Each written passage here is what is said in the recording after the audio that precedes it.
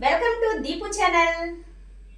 ఈ రోజు మనం వీడియో చూసే ముందు ఈ ఛానల్ ని ఇంకా ఎవరైనా సబ్స్క్రైబ్ చేసుకోకపోతే కనుక సబ్స్క్రైబ్ చేసుకోండి.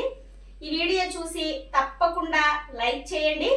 ఇప్పుడు మన టాపిక్ లోకి వెళ్ళిపోదాం. ఈ రోజు మనం చెప్పుకునే సారాంశం ఏంటంటే గణాలు వర్గీకరణ.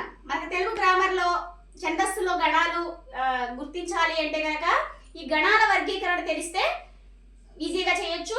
చూడండి, ఈ గణాలు వర్గీకరణకు వచ్చేసరికి ఇవి గణాలు 6 రకాలు. అవి ఏంటంటే ఒకటి ఏకమాత్రా గణాలు. ఏకమాత్రా గణాలు అనేవి రెండు ద్విమాత్రా గణాలు 4. మూడవది త్రిమాత్రా గణాలు 8. నాలుగవది చతుర్మాత్రా గణాలు 4. సూర్యగణాలు 2. నెక్స్ట్ 6వది ఇంద్రగణాలు, ఇవి 6.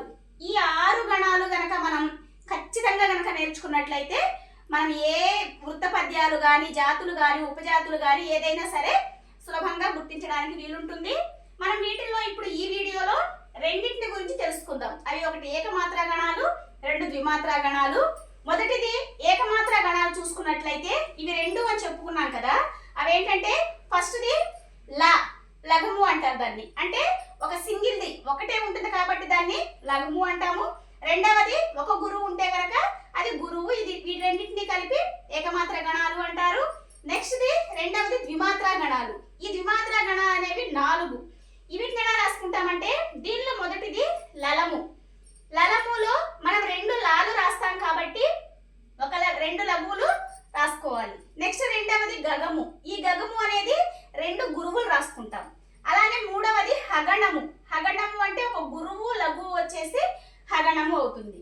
4వది వగణము. వగణము అంటే లఘువు గురువు, ఈ 2 కలిపి వగణం అవుతాయి. ఈ 4టిని ద్విమాత్రా గణాలు అంటారు. నెక్స్ట్ వీడియోలో మనం మిగిలిన 4 త్రిమాత్రా గణాలు, చతుర్మాత్రా గణాలు, సూర్యగణాలు, ఇంద్రగణాలు తెలుసుకుందాం.